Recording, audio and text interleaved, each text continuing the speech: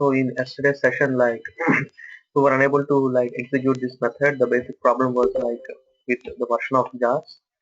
So I'm just currently using Java 1.8. So 1.8 and Spring 3 are not compatible, pretty much compatible.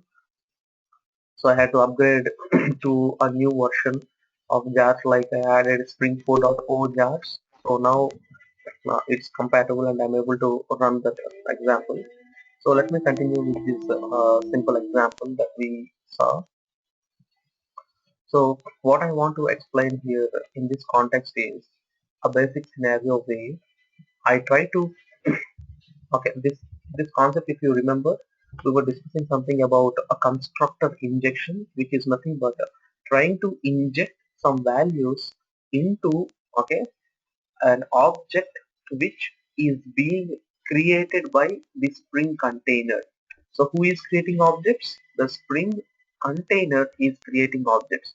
So when the Spring container is trying to create some objects, what we do, we tell the Spring container that, hey, go ahead and inject some default values. So how can we say that? There are two ways in which we can say that. The first way that we are looking into is called as constructor injection. So in constructor injection, what I do is I inject the values using a constructor. So let me do one thing. Let me comment this out.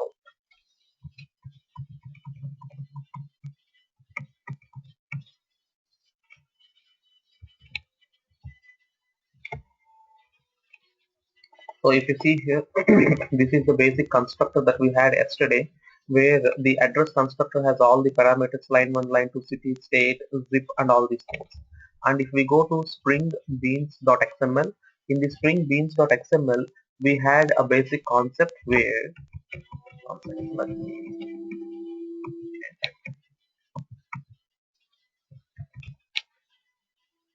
where I'm using an argument called or a property called constructor arg, and I'm setting line 1, line 2, city, state, and zip as value 1, 2, 3, ABC street, and all these things. These are the values that I'm setting. Now, in yesterday's example, the first and the foremost thing that we saw here is when I try to create an object for address at line number 11, and when I try to execute it at line number 13 by retrieving a city, initially the value was null, because when the Spring container creates an object, since city is a property in an address object, and since city is null, what happens is the city, since city is string, when an object is created, the string is defaulted to its default value, that is nothing but null. So I say get city, so the get city became null. Okay. Now the same example, if I execute after making some changes, like after injecting some values using the constructor argument. Now let us see, let me go back and execute the same old example. If I see here, the city is Dallas. So how exactly the city which is being shown here is shown as Dallas? So the concept here is the constructor argument property is helping us in injecting values for us. Okay. Now the next concept. How exactly the values are being injected? Whenever I say line 1 or line 2 or city, state or zip, the constructor which has all these properties like line 1, line 2, city, state and zip will be searched, and all the parameters which are coming will be injected here. So now let me make a simple change and come back and explain the scenario. Now see here, instead of line 1, I say line 1, 1, 2, 3. Okay, I just change the property the parameter from line 1 to line 1 2 3, and here I say line 1 2 3. Okay, so what did I change? One of the arguments present in the address constructor is what I have modified.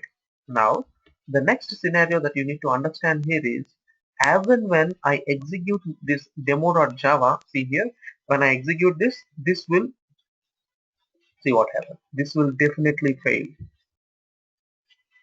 Okay, there is something which happened and it failed. If I go back to the console and if I see the error, it shows error creating bean with name address obj, which is what I am expecting, or which is what I am asking the Spring container to create, could not resolve a matching constructor. Okay, did you notice could not resolve a matching constructor? And if you see of the parameter, it specifies that specify arguments of simple parameters to avoid type ambiguity and all. So the basic problem here is it did not find a matching constructor. So at line number 16, when I say line 1 here, line 2 city state and zip, it goes to the class called address.java and it exactly looks for or searches for a constructor with all these prop names as arguments. If it cannot find, it will throw an exception. That is the reason why here it shows line 1 but here it shows line 1 2 3. So that is an exception. Okay, is that clear to everyone? Like what exactly the Spring container is searching to inject the values?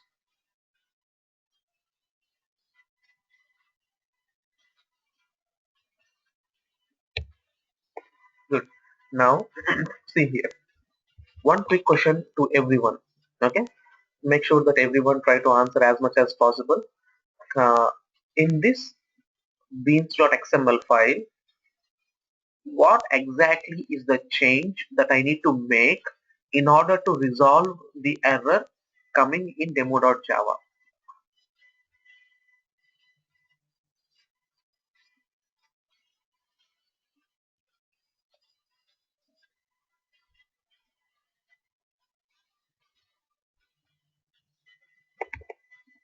At line number 16, exactly, very good.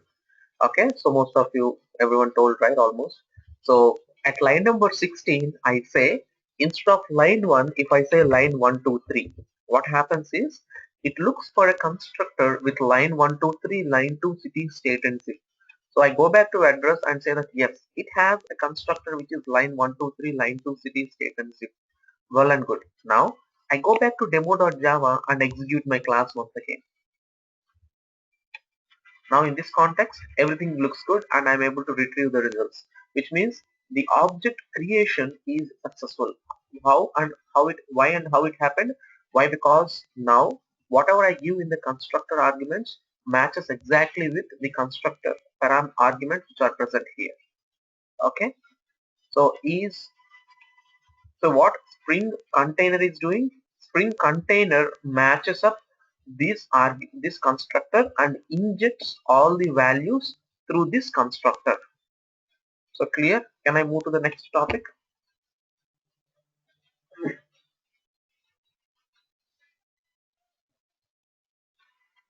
Okay.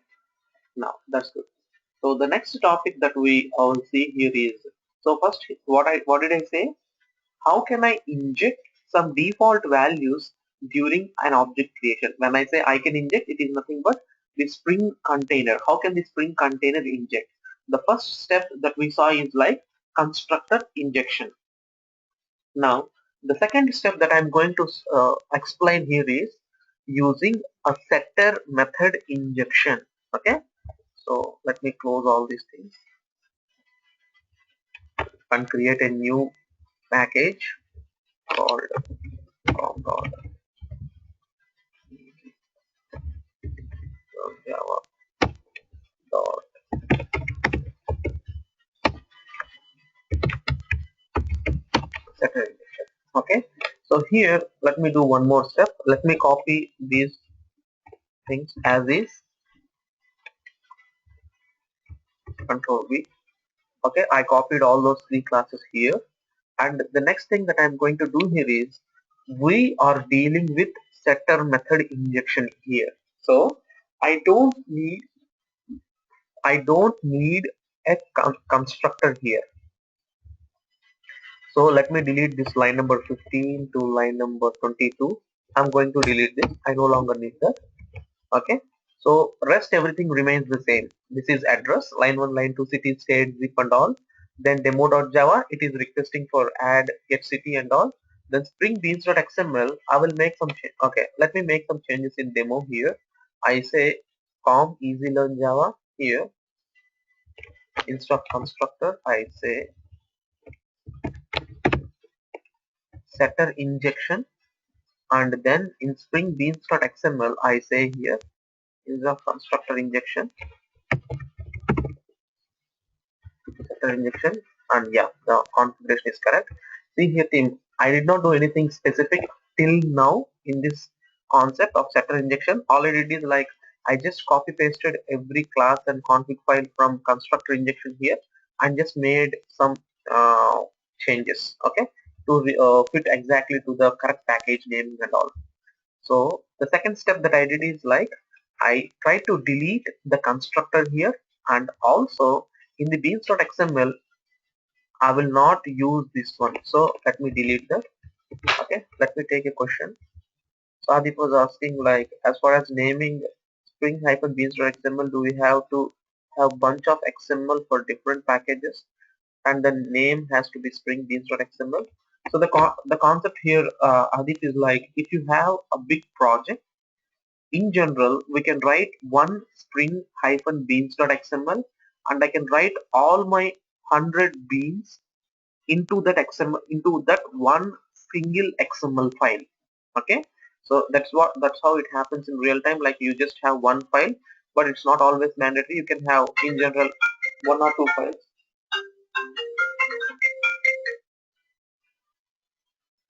You will have one or two files. So the next thing that we do is like we write all the bean entries into that single XML file.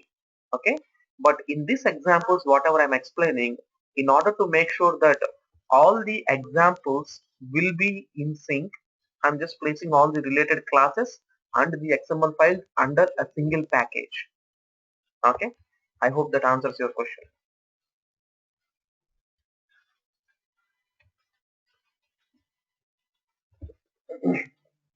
Okay, now the next thing that I say here is like setter injection.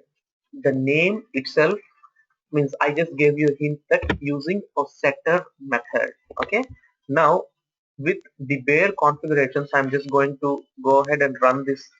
It will say line number 13 will say null. Why? Because I did not inject any value into city. Not only city, into any other properties, I did not inject any value. So it will be null. Now let me inject a value using a setter method.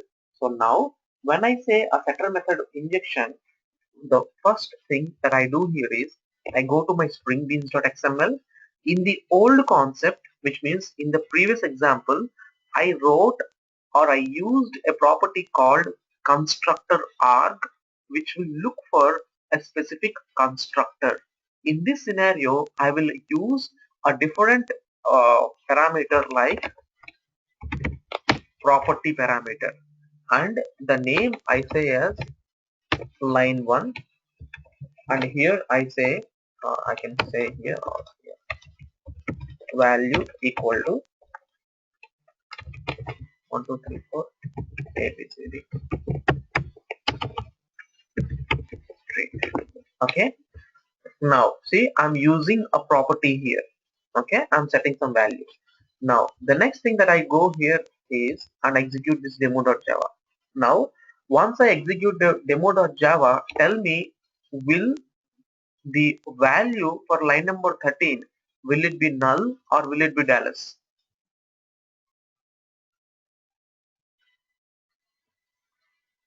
Everyone.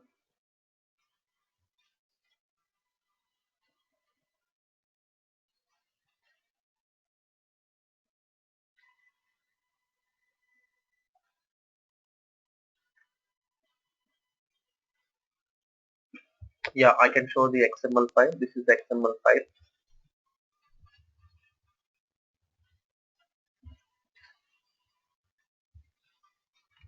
Very good. The answer is null. Okay. Why? Because I did not assign any value to the city. Now, My next question, what will be the output for line 1?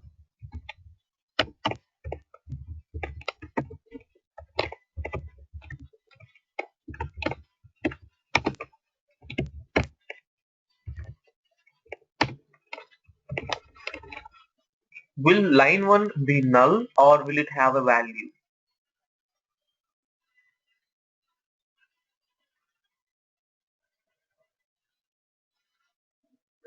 Okay, very good. Line 1 will have a value. That is what everyone said. So if I print it, did you notice here city is null, but line 1 it prints 1, 2, 3 ABCD street.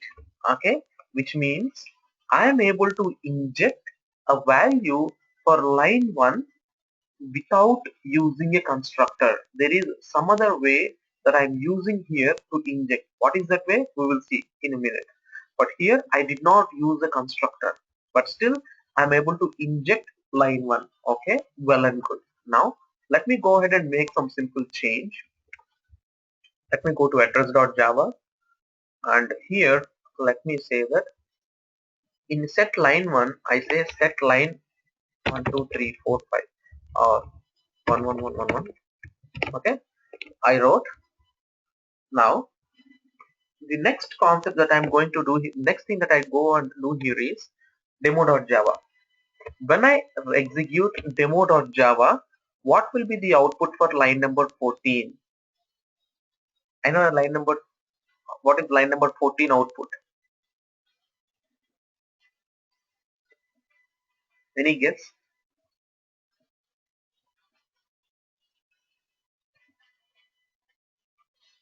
Someone said null. What about others? Exception. Very good. Exception is the answer. Okay. Why? Why? Because let me execute and show you. See here. In the previous scenario, when I'm talking about a constructor injection, there is something which went wrong because of which we got an exception. So what is the exception in the previous example?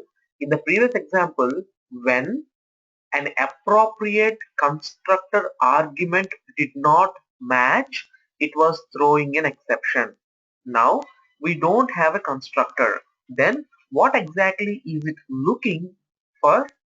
To bind the values. So if you see this output, it shows error creating bean, blah blah blah, all those stuff. And here if you see this exception, invalid property line 1 of bean class. Bean property line 1 is not writable or has an invalid setter method. This is the most important thing. So what is the property that I am trying to inject from the config file? I am trying to inject a property called line 1. So in the class in address.java, it will look for a setter method called set line 1. Okay, it will look for something called set line 1. But here I made a change to my setter method saying that set line 11111 something. So it is unable to find an appropriate line set line 1 constructor, so that is why it is throwing an exception. So did everyone understand that in this concept of setter injection, it is using the help of setter methods to inject the default values when the objects are being created. So who is doing this? The Spring container is doing this. How it is looking for the setter methods? It is looking for the setter methods because I wrote at line number 16 something called as property. Now everyone answer this question. The next thing that I do here is I say property city value equal to.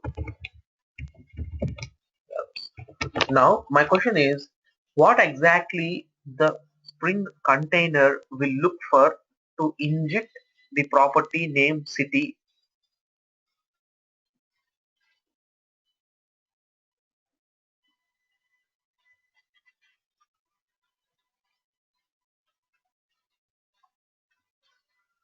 No, because just understand that when you say get city, get city is for getting the city name. Okay, get city is for retrieving the value. It's not get, it is set. And most of you told the wrong answer. Why I say wrong answer is syntactically whatever you wrote is wrong. Always notice the specific syntax. This is where many people get confused. When I say the properties as line 1, line 2, city, state, zip, it is always encouraged to write small letters. Okay, line 1, line 2, city, state, and zip. When I do this, just observe the getter and setter methods, how they look like. The getter method starts with small g and the L is caps. Okay, get line 1. Even though if you write L as small, it will be mapped to something which is caps here in the get line 1. The same way it looks for set line 1. Many of you told setter line or something, but maybe I was expecting for a proper answer. So it is set S small and the line 1 L caps. So the line 1 L is caps, but still here the line is L is small. Okay. The same way set city, that is the answer. C should be caps. Okay, basically it will look for a setter method. Okay, clear?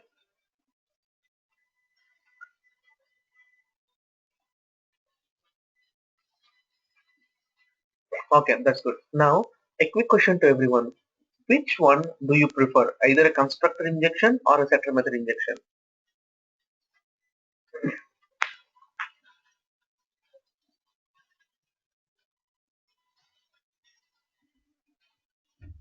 Setter injection. Any specific reason why we prefer setter injection?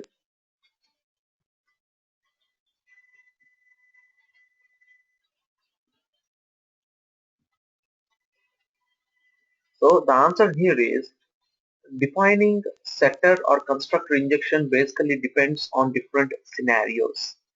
When I say different scenarios, let us assume that, okay, let us assume that there are 20 properties in your address.java. If a user one who is creating an object for address, if he says that, hey, I want to create an object with 5 parameters. In that scenario, you must have a constructor with that 5 parameters. Someone else will come and say that, hey, I want a constructor with 6 parameters. Then you need to go back and write a constructor with 6 parameters like this. So someone says that I want a constructor with only line 1 and line 2. Then in that scenario, you must have a constructor with line 1 and line 2. Someone else will say I want a constructor with city, state and zip. Then you need to again create one more different constructor for that user for city, state and zip. It means there are different scenarios where if people are preferring different types of arguments to be created, then it is always preferable to go with the setter method. Why? Because once you create a setter method for all the 20 fields, like the getters and setters, you need not change any configurations on the Java side. You can always go back and change in the XML configurations. But in this constructor argument, if a new user comes and asks for a new combination, you need to come to your address.java, add a new combination of a constructor and then go to your XML file and should make changes, which means you are touching some Java code. But still, is there an advantage of constructor injection? Yes, there is an advantage. So what is the advantage? Let us assume that you want to restrict the user to create an object by taking some specific 4 mandatory fields always. If that is the case, you can do it only with constructor injection, saying that you can provide a constructor of a specific type and can tell the end user saying that, hey, if you want an object, pass me all those 4 values. If not, I don't create. So in that way, you can enforce an user to create a specific object using constructor injection. That is one advantage of constructor injection. But most of the scenarios we prefer setter injection. Why? Because in general we need not change the code every time when a user comes up with a new requirement. When I say the code, it means the Java code. Still we need to change the XML configurations only. Clear with that concept?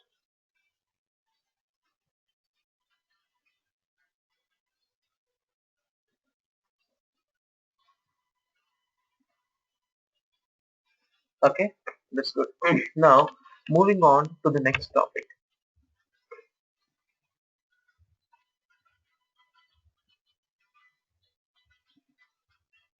So the next topic is something which I say like is one of the most commonly asked interview questions and also something which is important, which is nothing but the bean scopes. So when I say a bean scope, I would like to tell that how many times an object can be created using Spring. Okay. So for that, let me say create one more package,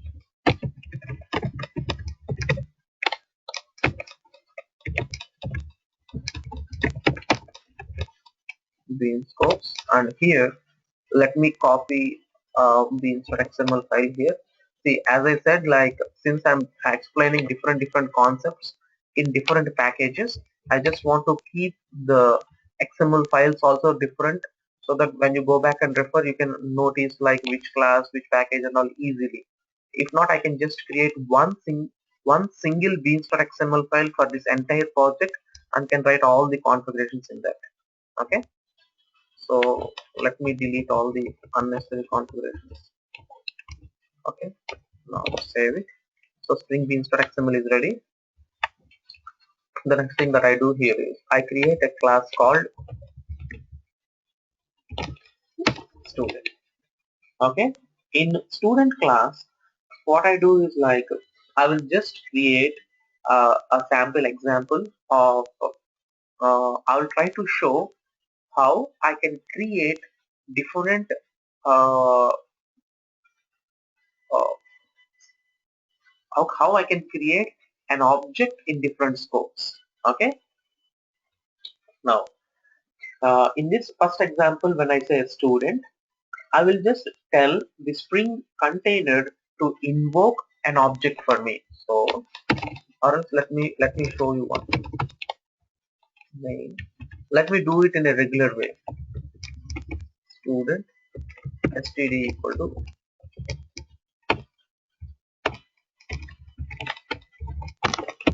So when I say student std equal to new student, what will happen in this scenario? So when I say student std equal to new student, a new object will be created for me. Okay. Now, okay, let me do one. Okay, student. Now here for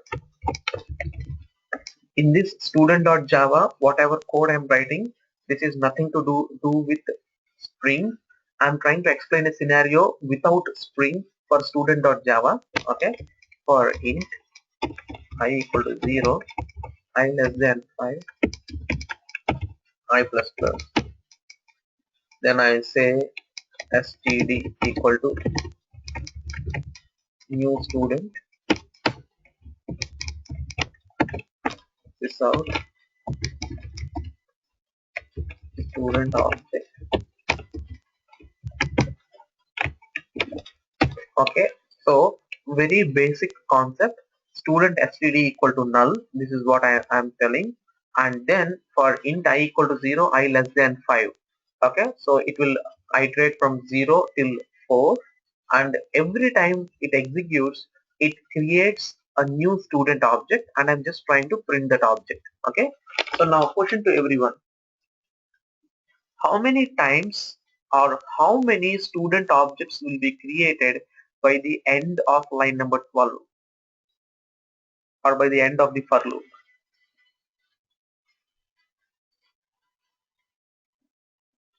Okay, very good.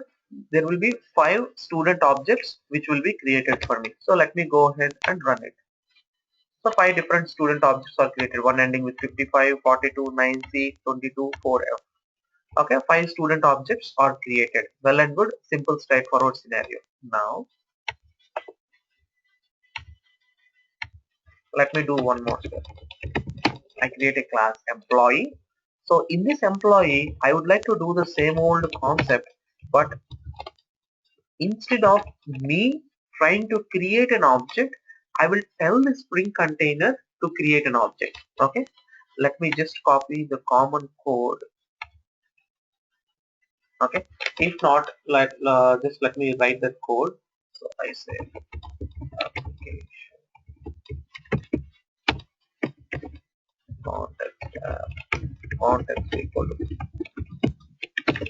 new class for XML application context and say com slash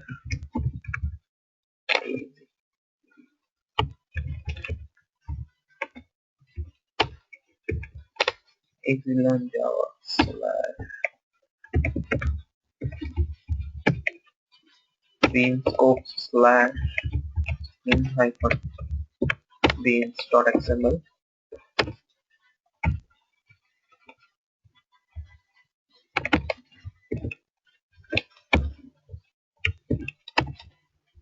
Okay, now the next thing is I will retrieve an employee object here. Okay, so in order to retrieve an employee object, let me do one thing here. I created a student object on my own, but now I will not create an employee object on my own. Employee emp equal to initialize a null. Okay, let me write the same old for loop for int I equal to 0, I less than 5, I plus plus. Okay, now I say emp equal to typecast to employee, and I say app context dot get bno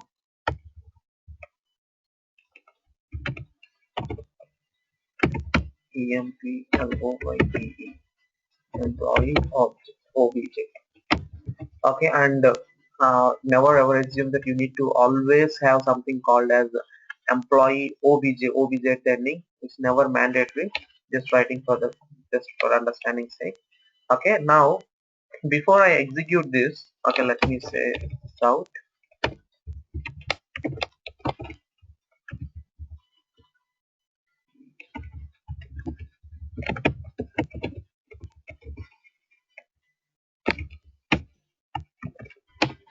Now before I execute and make one more change, right now the program will not execute. Why? Because I did not make an employee entry in beans.xml, so it will not work. Even before I make the change, one quick question to everyone: what will be the output, or how many times? Let us assume that everything is good. I made that Spring Beans.xml entries also. How many objects will be created in this context, in this scenario?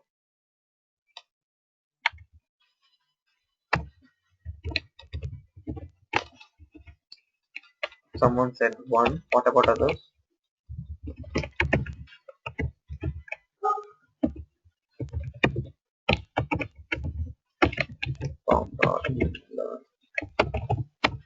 Five. Okay. What about others? Easy. What about bean scope dot employee formatted? Okay. Valid configuration. Okay. Well and good. Now, whoever said one, that's correct. That's the right answer. Okay. See here. If you notice, even though it is trying to print for 5 different times because of line number 15, you see the same object is being printed every time. Okay, the same object is being printed every time. So what is happening in this context?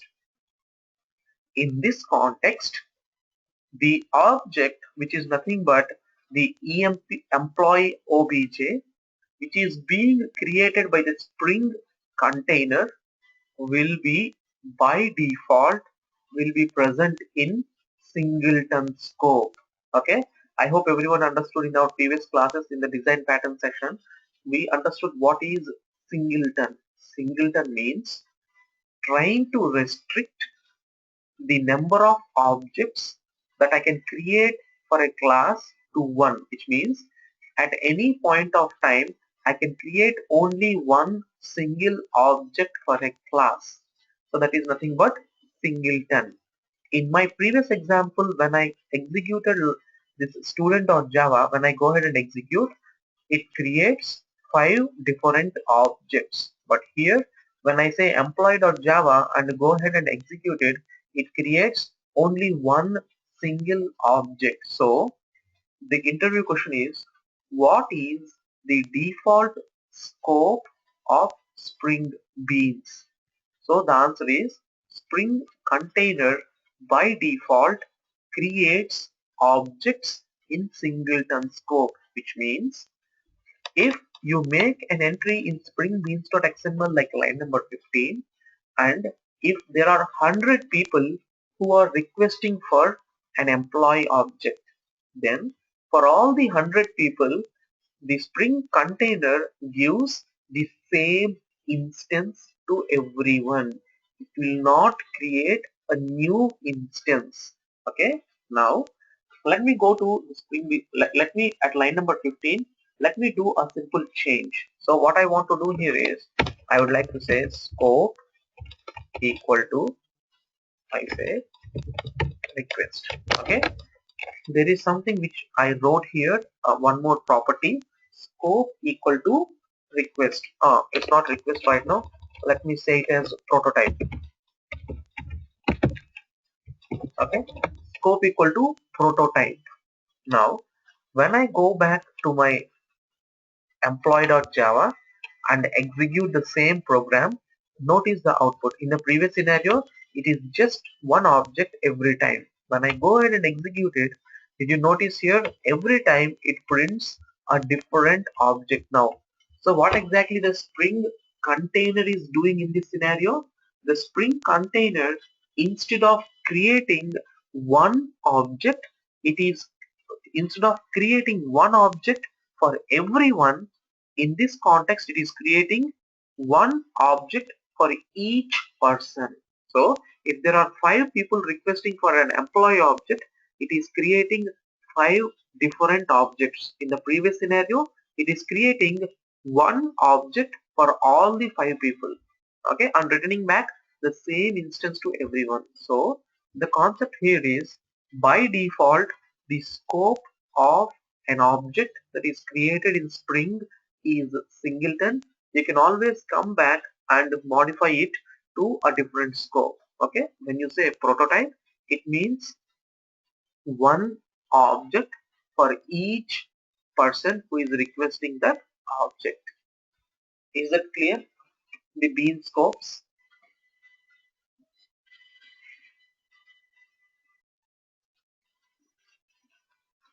Okay, that's good. So there are other things also like a session scope, prototypes, request scope and all. Maybe once we go into a web application, we can use that. So when I say a session scope, it means that only one bean for that entire user session. If I say a request scope, it means only one bean when a request comes in. Okay. So this you can see when we use a web project and all in that scenarios. Okay. So these are the bean scopes that I can explain for a Spring. Any doubts in this point?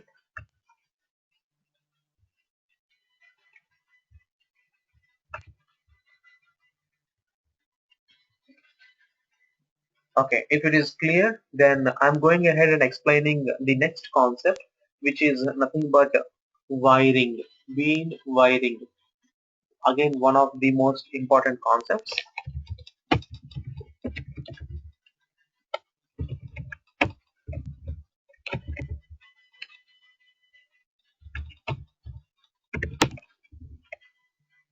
So now in bean wiring, I say, okay, before I write any class, the next thing that I would like to explain here is, what if, okay, let us assume that you have a class called student, and in student class you have a class called address.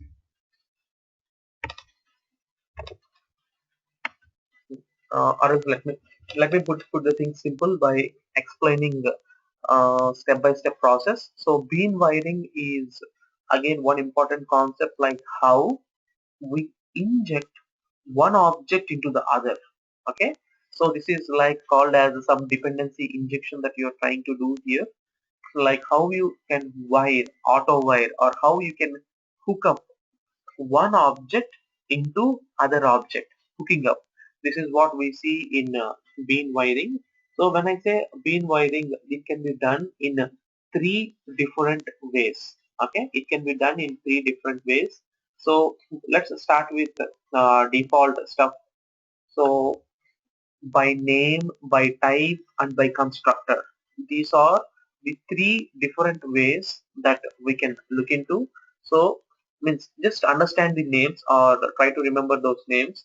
Once you see an example, then you will clearly identify, like uh, by name, by type, and constructor, all those things you will clearly remember one by one. Okay. So now let me first write a class where I say, 1 second.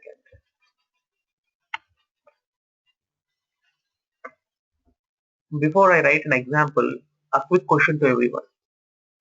Let us assume that I have a class called class A, and inside class A, I do have an object for class B. Okay, so with understand my question. Class A internally has class B as a property. Now, when I initialize class A, will class B be initialized by default to its object or not?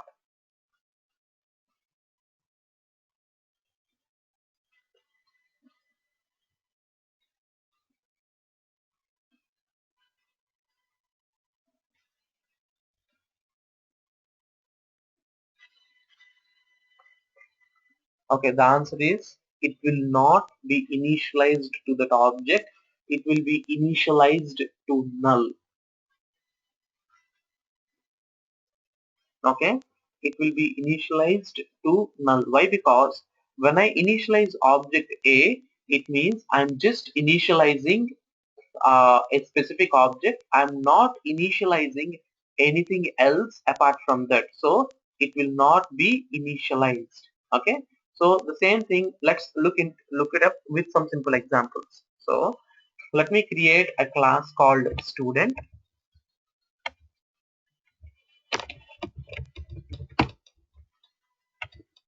and in student, okay, before student, let me create a class called book.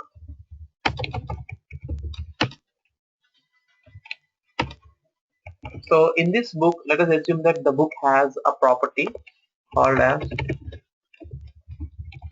private title, and let me write some captions at it. So,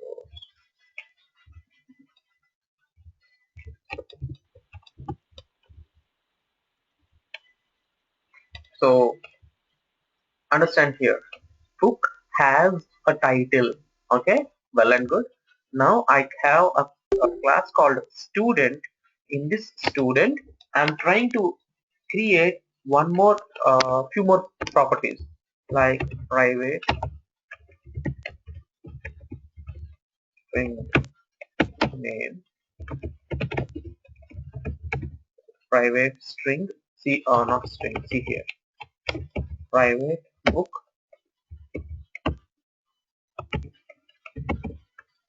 to property, some property I wrote. I'm trying to create some getters and setters.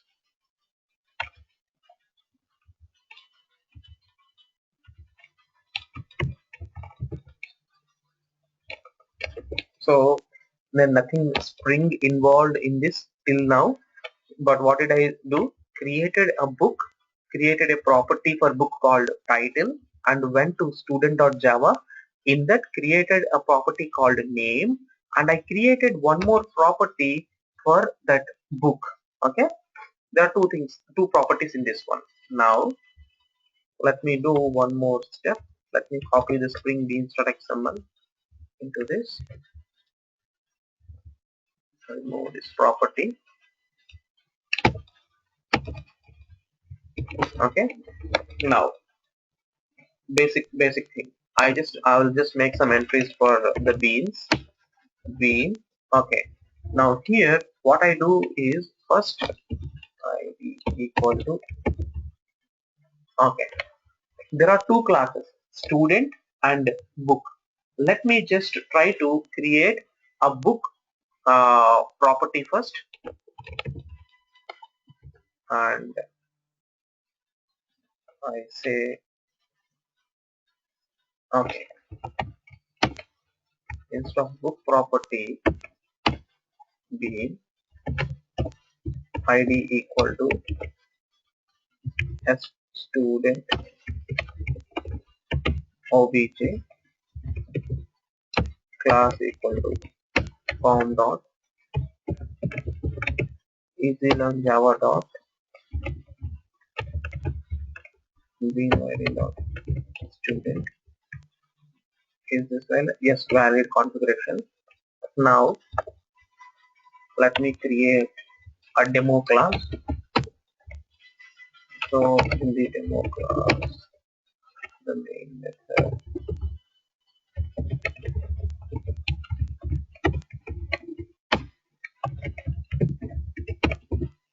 snap context equal to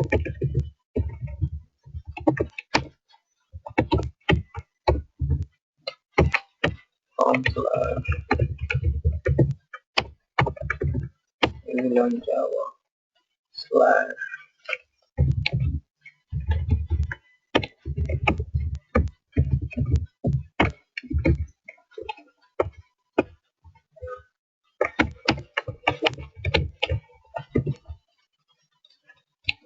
okay. So see here. In this example, the first step that I'm going to do here is I will be creating an object for the student. Okay, I'll be creating an object for student. So I say student std equal to typecast to student, whatever output we get now, app context dot get bean of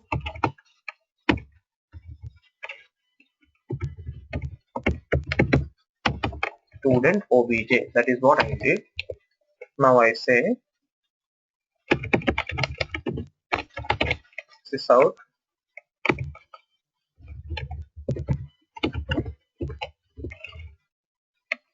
std dot get name. Yeah. So to answer that question, Sai, we cannot say com dot here.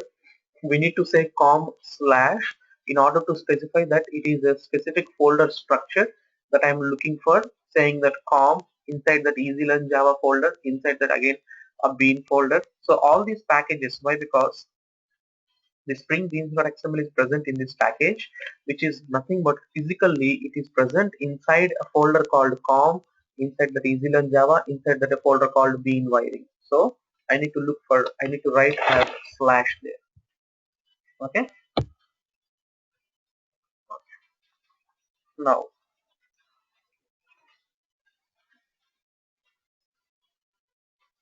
but in Spring Beans we are not saying a slash. So in XML, like when I say or when I look for the file or when I look for a specific class name, I look at the exact package. So in XML file,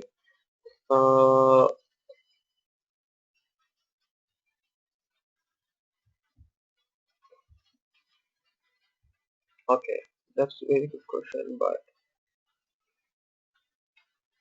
why not slash here? I guess in the XML file, all I do is like I need to give, means see, I cannot justify my answer, but this is how, that is one thing which I never thought of. Maybe let me search and I'll let you know. That's how I'm used to it, so I started doing that, and that's a good one. I'll let you know. Okay. So So the next thing is next question. So will the student object be created at line number 11? Yes or no? So there will be more questions. So please be more proactive and answer everything. So created, yes or no? Okay, the answer is yes. Very good. Now at line number the next question. At line number 13, I am saying student dot get name. Will it print a student name? Yes or no?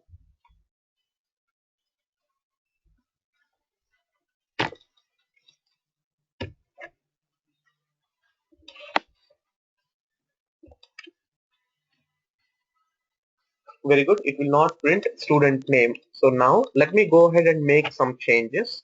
Okay. Let me go ahead and make some changes. So in the student class, I already have a property called name, set name. So what I do is I use that property name. In student, what is the property? Name. So it has set name property. So the name equal to name and the value equal to okay. Now my next question. Will line number 13 print Raghu for me? Yes or no?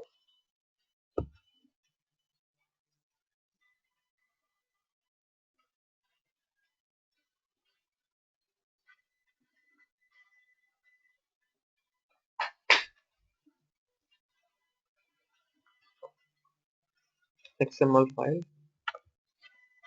Yeah, that's good. It will print the value Raghu for me. Okay. Now, if I go back to demo.java and execute it, it shows the student name as Raghu. Why? Because I'm trying to inject a property of, of name Raghu where it will go ahead and search for a setter method called set name and it will inject Raghu value into it. Okay, well and good. Now, my next question.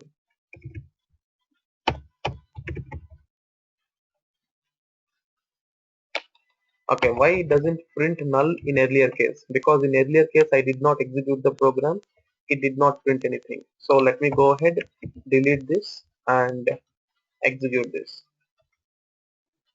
So did you see? It shows null, but just I did not execute in the previous scenario. That's all. Okay. So now when once I go back and execute again, it prints Raghu for me. Okay. Now what is the next question? Okay, okay. When I ask will it print, I ask with whether it will print any value for me or not. Maybe I should have asked will it print null or something else. Okay, I got it. So now the next thing. Okay, let me do something. This out. So inside student I have a book object and book has a title. Okay, so what I say, book title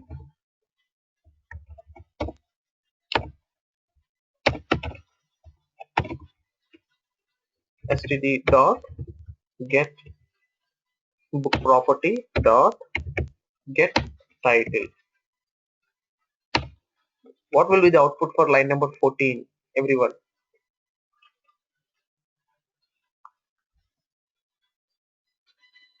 null.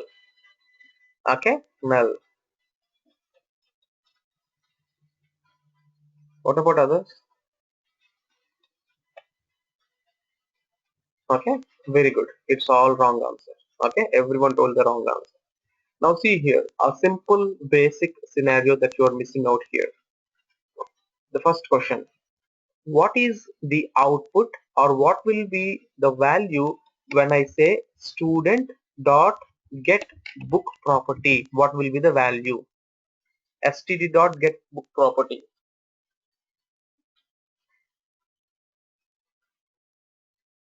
Okay, that's good. The answer will be null. Now my next question. When I say what did everyone say? Whatever highlighted part that I just highlighted, the value is null. That is what everyone told. Why? Because I did not inject a book into the student. So well and good, that's the right answer. So if I go ahead and execute, it will print null for me. Very good. Now observe very carefully what I'm trying to do. I'm trying to do the highlighted part dot get title. So null dot get title is what I did. So what will be the output for line number 14? When I do null dot something, what is the output? Very good. It is null pointer exception. Okay. So see here.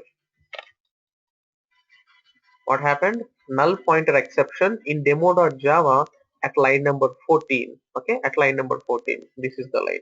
So it shows this is the value which is null, and when you say null dot something, it shows exception. Now the next step of understanding this problem. Why or how did this problem come? Okay, the first thing that you need to understand here is there is a class called student, okay, which the Spring container is creating and giving it to you. Okay, well and good. There is nothing wrong in creating a student object by the Spring container. It has created something right and everything is good. Now the second step, once the Spring container has created a student dot once the Spring container has created a student object, is it injecting name? It is injecting name, yes, because I am setting it. Is it injecting a book object? No, it is not injecting a book object. So now, since book object is not injected, then if I say student.book object, it will show a null. And if I, since book is again an object, if I try to pull some of the properties of book, it will throw some null pointer exception. So what Spring container says is, hey, I can give you certain features where when the Spring container creates a student object, it can also create a book object for you, and it can give it to you along with student, so that whenever you say student object dot book object dot get title, you will never ever get a null pointer exception in that scenario. Why?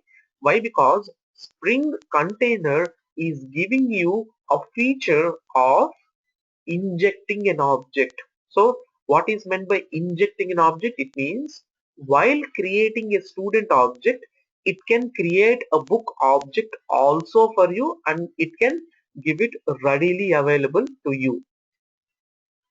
Is that clear to everyone? So what is that I'm trying to say, like injecting, right? Okay, so let us see how Spring container gives that features to us. Okay, so now in Spring beans.xml, the thing I do here is, okay, I will explain multiple ways here. So just try to understand each one step by step, and if you don't understand, let me know. Okay, the feature that I am explaining right now is called as bean wiring, and the bean wiring I'm trying to explain here is by name. Okay, the feature, okay, let me write it as a comment here. By name is what the feature of auto wiring that I'm explaining here. Okay, now I say, so what did I do?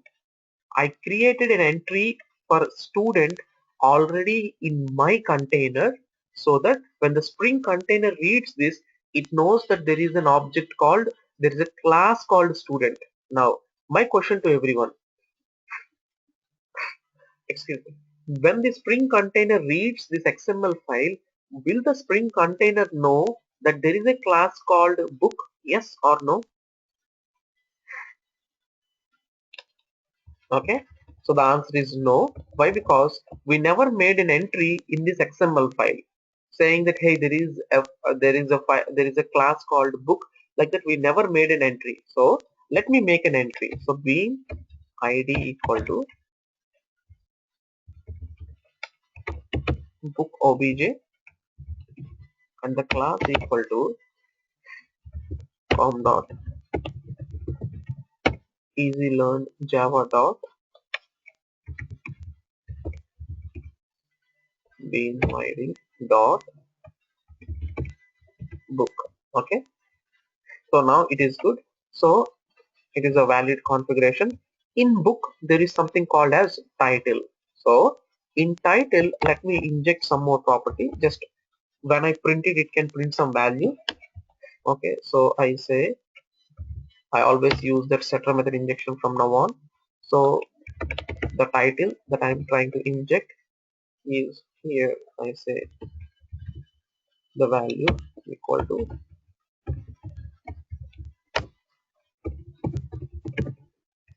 head first Java formatted. Okay, deal done. I have created an object. Okay, so now there are different parts that I need to hook it up. I'm yet to do that, but still I'm going ahead and explaining the same example here, same old scenario.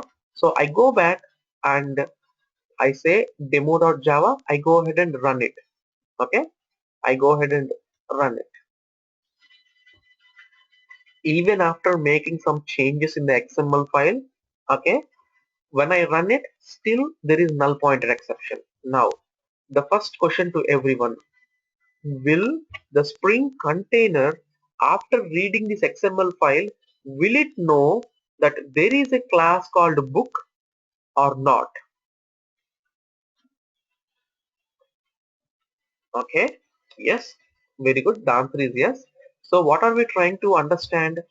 We are trying to understand a scenario where I say when the Spring container creates student object, it will also inject a book object and will give you the student. That is what I told you. But did the Spring container do it in the current scenario after making the entry at line number 16 to 18? Did it do or not? Okay, so the answer is it did not do. Why it did not do, we will understand now. Okay, so in this context, the Spring knows that there is book, but it did not inject. Okay, well and good. Now let me write one more scenario.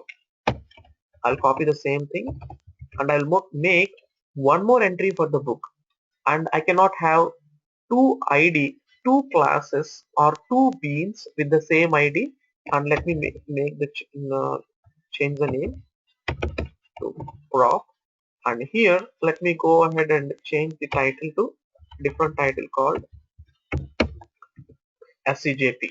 Okay, now I go to demo.java. Observe very carefully. I go to demo.java and I run this. Okay, so did you see here? Did you see here? B null pointer demo 14. Okay, null pointer exception. 1 second. Just hold on. Spring beans.xml book property title student. Okay, okay. So see here. So what I do here is one small change that I'm trying to do here. I say, just forgot to write this, auto while, and I say,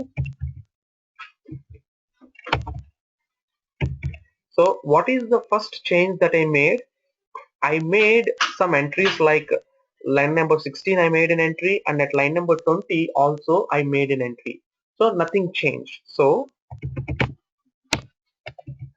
I just wrote a property or used a property called auto while. Okay, auto while by name. Okay, this is what I wrote. Now let me go back to demo.java and execute the same old program. Okay, did you notice here there is something which is shown as scjp? Okay, which means if you go back to this XML file, it is printing this value. When I say it is printing the value at line number 21, it means it is injecting this property. It is means there are two book objects in this XML file. Yeah, I'll explain that side. That is what I'm about to explain. Okay, so there are two book objects, one which is at line number 20 and the other one which is at line number 16.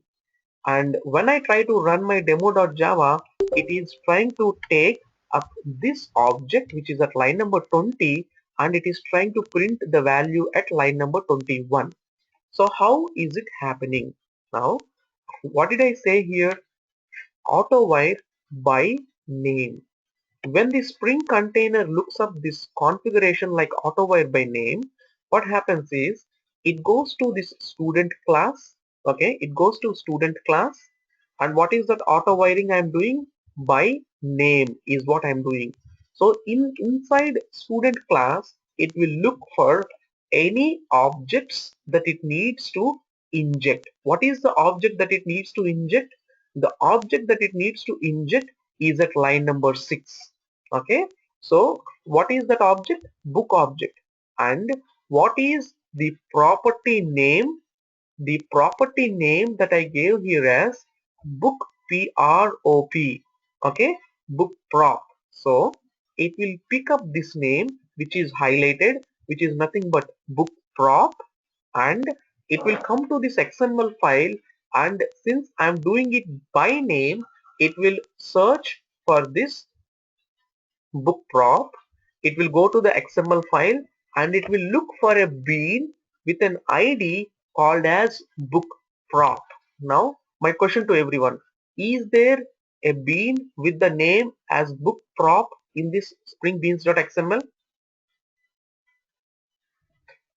At what line? At line number 20. Very good. So since it is at line number 20, there is something as book prop. That object will be injected into the student, and scjp is the output which will be shown. Okay, now my question to everyone, what are the changes that I need to make in student.java so that I can get the output as head first java?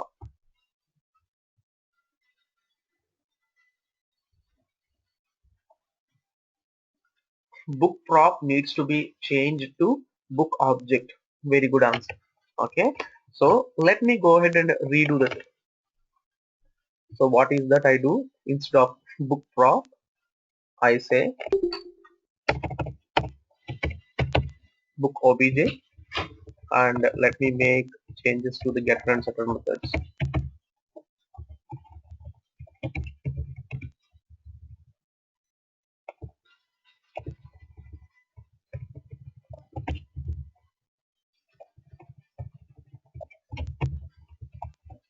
I did not change these things, but I really like to make it in sync. I'm changing those things. Okay, book obj, I make the changes, and here I say get book obj. Okay, now see here, what will be the output for line number 14? Everyone, will it be scjp again? Yes or no?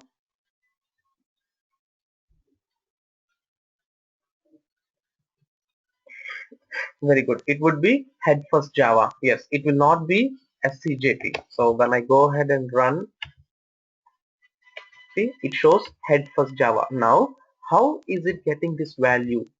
So it means in this current context, it is injecting this specific object into student. So whenever the Spring container is creating a student object, it is injecting a book object which is at line number 16 to 18, or a book object with this ID as book obj. How is it doing?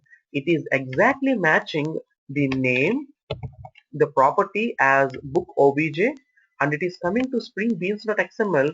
Since I am doing it by name, it is taking this one and injecting into student, and it is giving us the object. Is that clear to everyone?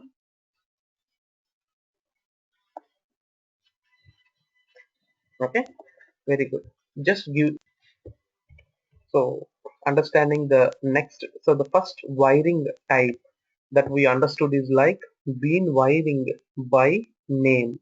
That is what we understood. Now the next concept that we will look here is by type. Okay, so the by name, by type, what are all these features that I am trying to explain here are different ways. So you can use all these scenarios in different scenarios for injecting the values and all. Okay. Now, when I say by name, it is looking at the exact property name and it is trying to match. Now, let me say by type with a simple example. I say a class called wheel. So in that wheel, I say private string name and get some setters formatted. Okay.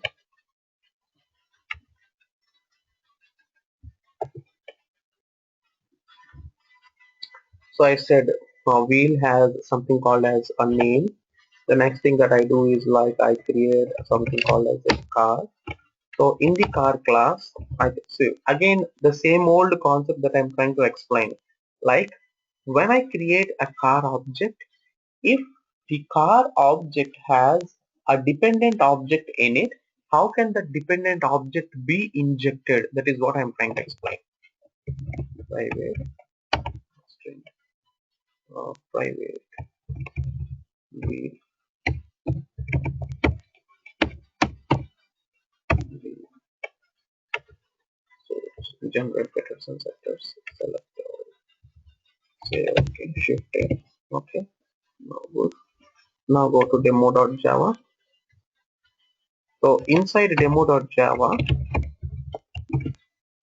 so whatever I will explain will be from line number 18 till the down. Okay. The next thing that I do here is create a car object. Car equal to typecast out to car, and here I say app context dot get bean of. Okay. Car obj. That is what I do. I am yet to make the car entry and the wheel entry in the XML file. So before I write any further code here, let me go to the beans.xml.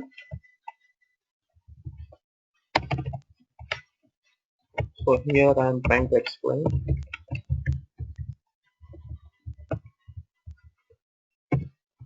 by type. Okay. So let's see what by type does and how it helps us in injecting the values. So the first thing that I will do here is like create a bean id as wheel obj and the class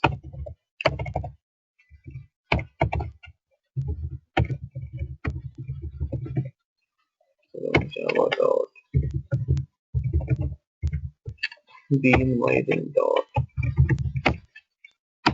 wheel. Okay, yes, a valid configuration that I did, and I'm using again a property, and the property that I have is the wheel name.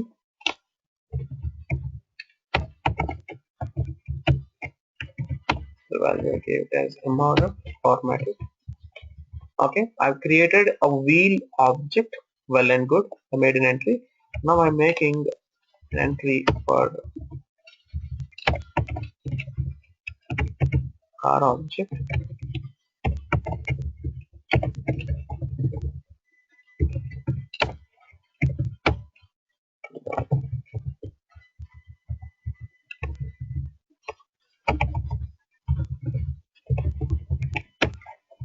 Be inviting the car. Okay. Before I make any entry, okay, let me do it this way. So there are two things that I wrote here.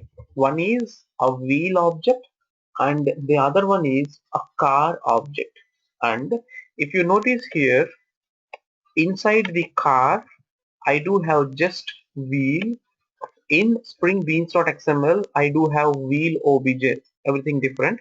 So auto waiting by name also will not happen. Now, the next thing. When I say, okay, when I say I go back to my car class or demo.java class and I say sysout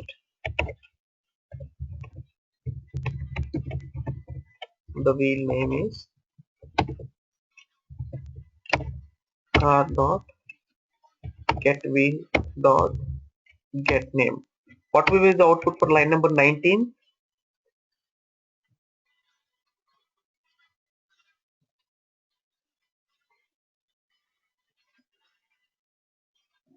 Everyone?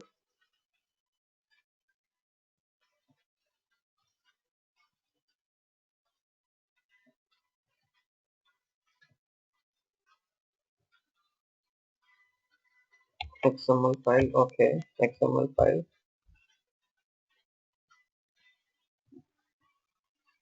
Very good. It is null pointer exception. Why null pointer exception?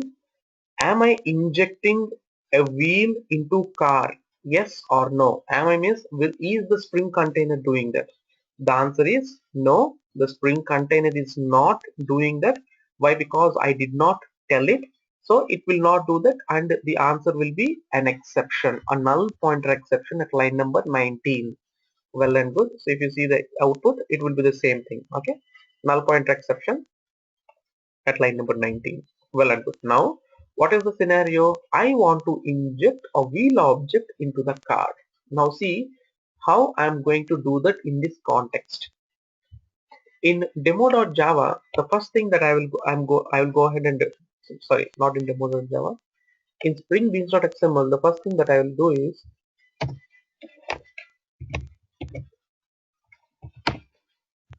auto while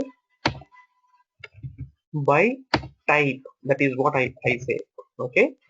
When I say auto while by type, okay, understand very carefully.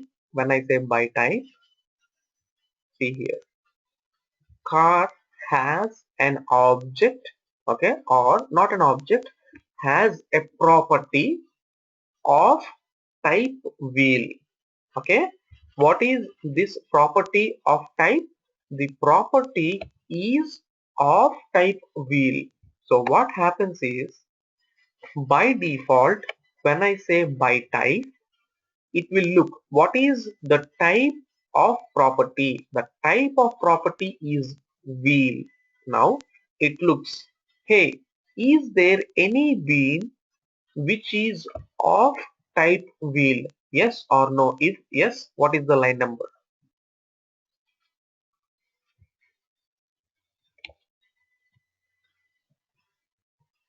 Okay, very good. It's the wrong answer.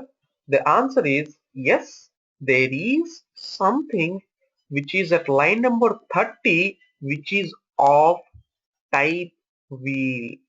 Okay, did you notice here? Maybe I might be wrong here, or the way I'm trying to put it here, I'm not explaining about the wheel property. Let To avoid confusion, let me change the name here. Wheel obj.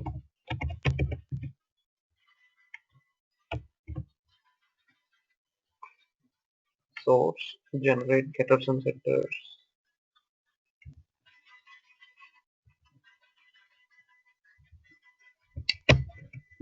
Okay, so Sai is asking a question here saying that, hey, without checking this ID, how will it check the type? So that is what Spring container does for you. Do you understand that?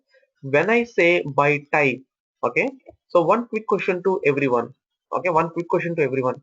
When I say shape S equal to new circle, what is S of type?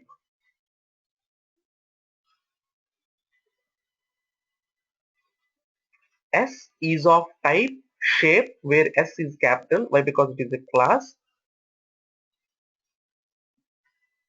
Okay, yeah, I will come to your question, side. So it is of type shape, right? Now what happens here is, in the car, is there a property that it needs to inject? Yes, there is a property that it needs to inject. So what is that property of type? The property is of type wheel. Now if I go back to my XML file, in my XML file, what are all the classes that I have as entries? a book class, a book class, a student class, a wheel class, and a car class. Now, what is it looking for? It will never look for an ID in this concept. When I say by type, it will look for the type which exactly matches the wheel. Is there something like that? Yes, there is something like that, which is a class called wheel. So it injects that wheel and will give MRF as output. Is that clear or still you have some questions?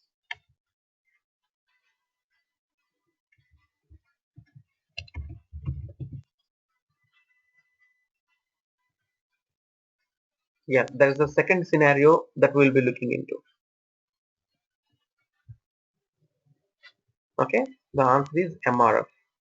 Okay, so because for your question, like I'm not sure if if you asked the right question or not. If there are multiple car classes, there will never be a problem. Okay, so even if I have a car class 1 and wheel, into that car class 1, it will inject the same old MRF object, which is nothing but this this wheel object it will inject. But the problem with this scenario is if you have multiple wheels, that is the problem. So let me explain here.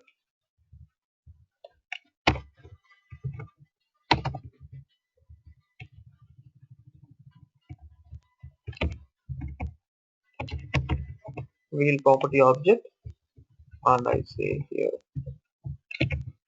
see it. Now everyone understand this scenario and explain tell me the answer. When the Spring container looks at the car object, and when it looks by type, it thinks, okay, I need to inject a value into the car object by type. Okay, so let me go to the car class and see what is the type of object that I need to inject. So it goes to the car class and it finds that, okay, wheel is a type of object that I need to inject. Well and good. It comes to the beans.xml class, and in how many locations will it find the wheel class that it can inject into car? What is the answer?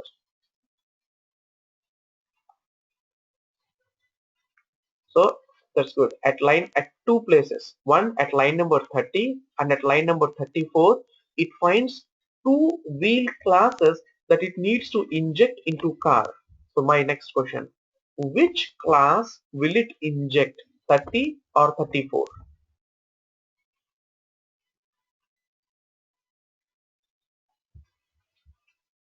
Cannot decide. Very good, that's correct. Since it is ambiguous, so what happens is, even though I have a bean in my even though I have a bean entry for wheel in my beans.xml, in this current context it will not help me. So when I run it, notice here it shows an exception. The exception it says is no qualifying bean of type is defined. Expected single matching bean, but found two wheel obj and wheel prop obj, wheel property obj, which means it says that, hey, I am looking for a wheel class, but I found two wheel classes. I don't know which one to inject, so it throws an exception. So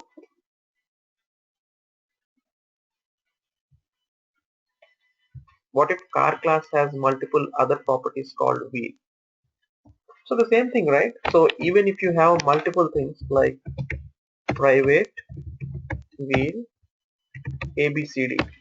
So now, will it look for ABCD? It will not look for ABCD.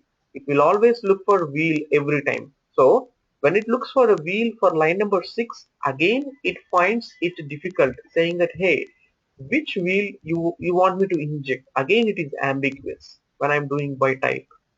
So it cannot inject. Does that Hello, answer your Raghu. question? Yeah, go ahead. Yeah, can you open the car file? Uh-huh. So, actually, my question is like, if you have any other property like wheel, I mean, if you have anything like mirror Mm-hmm. along with wheel, so if we specify the in the beans.xml file like by type for the car class, Mhm. so it will check for the wheel. Uh, so it will check for the mirror class too in Uh, the beans file. okay, my first question, why will it check for wheel? Did you write a configuration saying that, hey, go and check for wheel? Did you write in the Spring Beans.xml? First question. No, actually, no. Okay, then how can you conclude that it can, means I'm just asking you a question. How can you conclude that it will only look for wheel, it will not look for mirror, or did you get your answer? Yeah, that is okay if okay, that will match if we have only one property. But if we have multiple properties and if we want to use by type, how will that match? Okay, so my first question, what is the answer to your previous question? Will it match both wheel and mirror, or will it match only one, or what will happen? No, I don't know the answer actually. If we have only one property, I understood the scenario. Okay, But if we have multiple properties, I don't know for yeah, which one it will match. yeah, the first question, the answer to your first question. When I say wheel, I never mentioned AutoWire by type wheel only. I never wrote that. All I did is AutoWire by type. Okay, now again I'm re-explaining the same concept again for everyone. See here. When I say AutoWire by type, so the Spring container tries to create a car object and it figures out that, hey, I need to inject by type. So it goes to the car class. So when it goes to car class, it figures out that there are two properties that it needs to inject. One is wheel, the other one is mirror. So it goes to the Spring Beans.xml and looks for all the beans which are of type wheel, and it looks for all the beans which are of type mirror, and it tries to pick up those two objects and it will inject those two objects into this one. Is that clear to everyone? Yeah, I got it. Okay. So just notice here, I'm not writing by type wheel. I'm not writing. I'm just writing by type. So it will see what all the things that it needs to inject and it will inject the values. Now, the next thing, when I say by name, okay, so your next question is like, what if I modify AutoWire by name? When I say AutoWire by name, it again injects both the values. But how will it inject in this scenario? It will look for an ID with wheel obj and an ID called ABCD, and with that help, it will inject the values. When I say by type, sorry, by name, clear with us?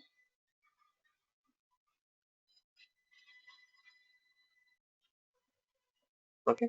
So what about others? Is it clear to everyone else? Okay. The concepts are simple, so just try to build them step by step. You will understand, means, and just make sure that you go ahead and practice some concepts. You'll understand them slowly. Okay. So now I hope the thing that we are trying to discuss here right now, I hope everyone has understood. The concept here is MRF and CET. Both are, means, don't consider MRF and CET. Maybe the bean at line number 30, both by type and by name. As far as I know, I guess like in an XML, I think we cannot do that. I cannot define like AutoWire by type and by name both. Okay.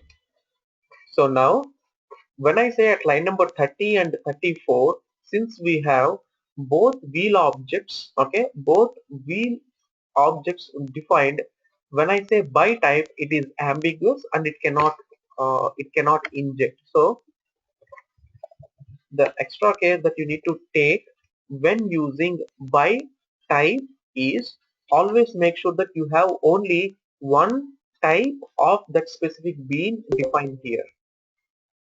Okay, that is one thing. Now moving on to the next step. Now before I move on to the next step, if I go ahead and execute this one, that is good. It shows MRF. Now going on to the next step, which is nothing but by constructor. Okay, so this is a concept where the third concept, by name, by type, and by constructor. So in this, let me explain with again one more simple example called as college. In college, let me say I do have a student,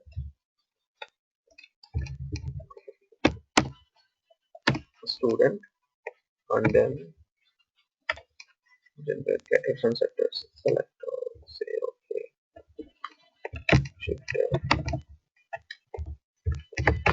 and create a constructor.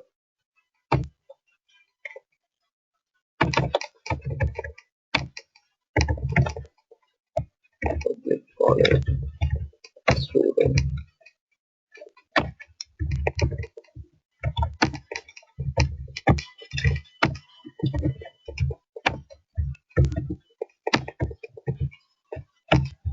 Okay, nothing much specific. A college class which has a property called student and a constructor with an argument called student.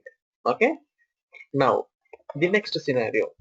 In this context, if you notice here, I am just trying to create using a constructor argument. Okay, I will explain this in a minute. So see here, the next thing that I do here is, okay, let me come back and give a bean entry for the college.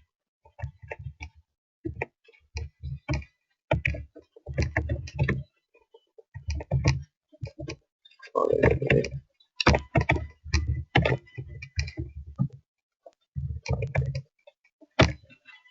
New Zealand Java dot bean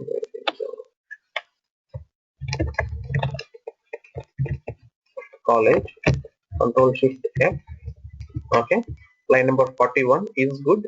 Now I go back to demo.java, and in demo.java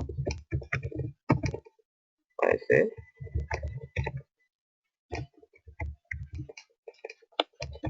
typecast to college, and I say no.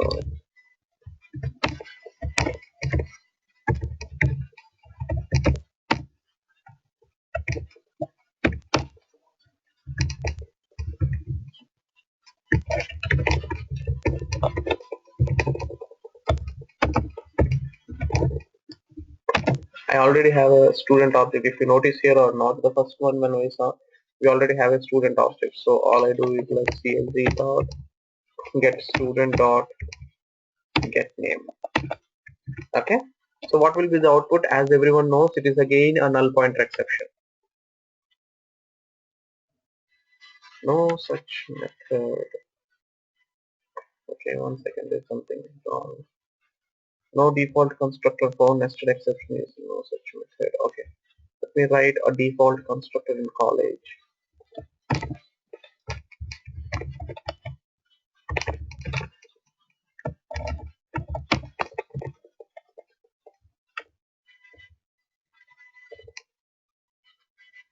So it is again a null pointer exception at line number 23 because the student object is null. So null dot get name is exception. Well and good. Now let me see how. Let me show you how I resolve this error. So what I say here is in Spring Beans.xml, the next type that I am going to use here is auto while.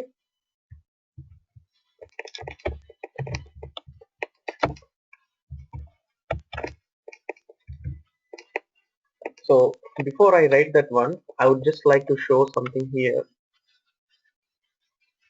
Yeah, at line number 24. Notice here, at line number 24, I have already created a student object. So don't get confused like from where exactly that object is being coming and is being injected. Okay, so by constructor.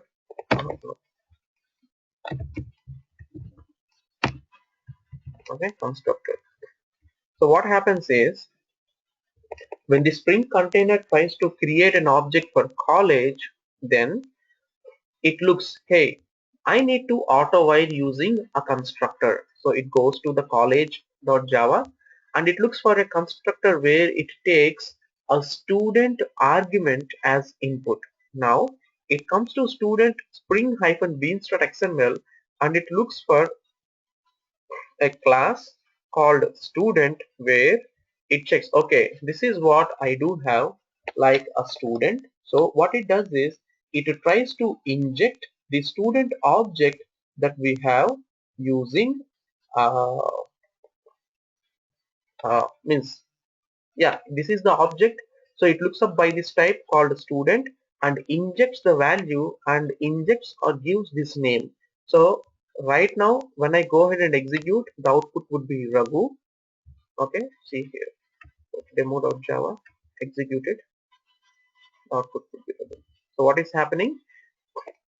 It is taking the student object and passing it to the constructor, which is taking an argument of type student and injecting the student object into the in the college object.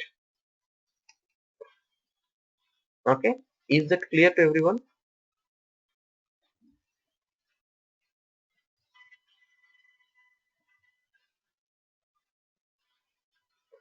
Yeah.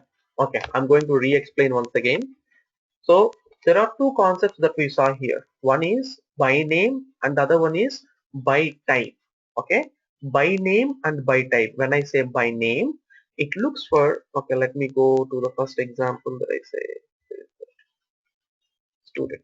When I say by name, it looks for an ID which exactly matches this highlighted part, right? Now, when I say by type, it goes to the XML file. So the example that we took is car. It goes to the XML file and it will look for a class or a bean which is of type bean. If it finds it, it goes ahead and injects it into this one. So that is by type. The next one is by constructor. So in the constructor, I am trying to pass a student object. So when I say I am passing a student object, it will come to the string beans.xml and here it looks for a student class object. So is there a student class object? Yes, I already have a student class, an object of type student class, which is at line number 24. So it takes that object and injects it into my college object. Is that clear?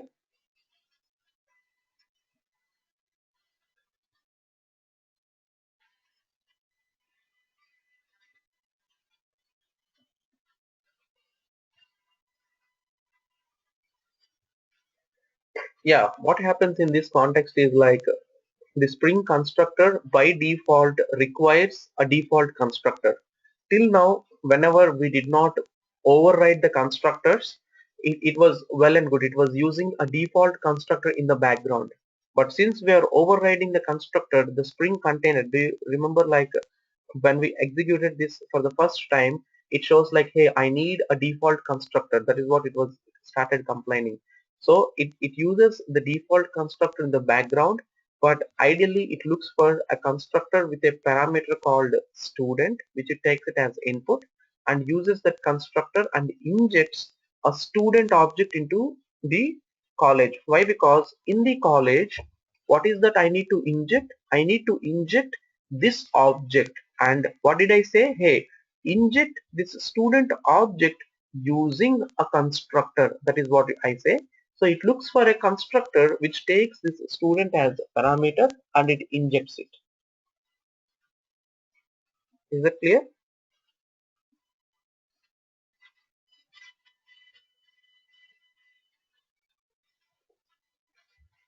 Okay. For everyone, is that clear?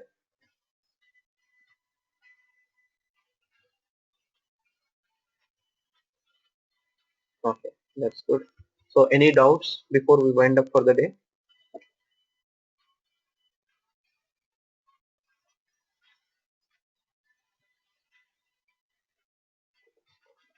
That's good. I'm just stopping the recording.